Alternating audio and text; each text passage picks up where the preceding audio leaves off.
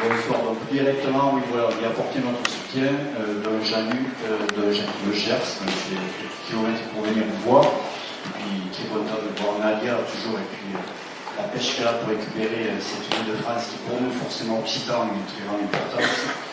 Dans notre mouvement, c'est pas un groupe politique, notre mouvement qui fonctionne de manière horizontale, c'est-à-dire tout à fait à l'opposé de ce que l'on voit aujourd'hui au niveau gouvernemental, ça c'est clair. Donc on s'appelle Occitanie Païsnos, on vient de bâtir, qui a existé il y a quelques années. Notre première action était d'abord de lutter, de faire en sorte que notre région s'appelle Occitanie. Ça a été vraiment notre premier combat, où on a attaché évidemment beaucoup d'importance, sinon je ne serais pas là. La deuxième chose, on a créé des comités un petit peu partout dans la grande région, des comitats.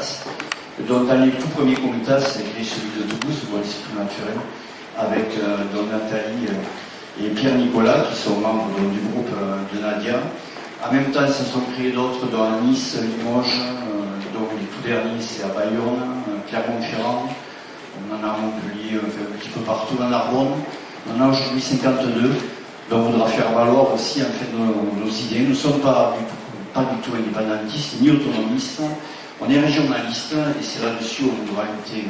Forcément, on luttera plus tard, et notamment si la ville de Toulouse est menée d'une manière cohérente, on pourra faire valoir que les régions ont leur mot à dire, et sûrement que c'est par la régionalisation qu'arrivera une nouvelle puissance, pareil qu'au niveau culturel, au niveau économique ou autre, c'est-à-dire sortir du jacobinisme qui est trop permanent, et surtout en ce moment, je le répète, dont nous sommes venus soutenir cette candidature pour arriver à nos fins et avoir notre capitale de la Grande Occitanie qui sache mener le chemin sur des mesures nouvelles qu'il faudra savoir prendre bientôt dans une Europe qui, elle aussi, j'espère, sera prendre la mesure et deviendra fédérale.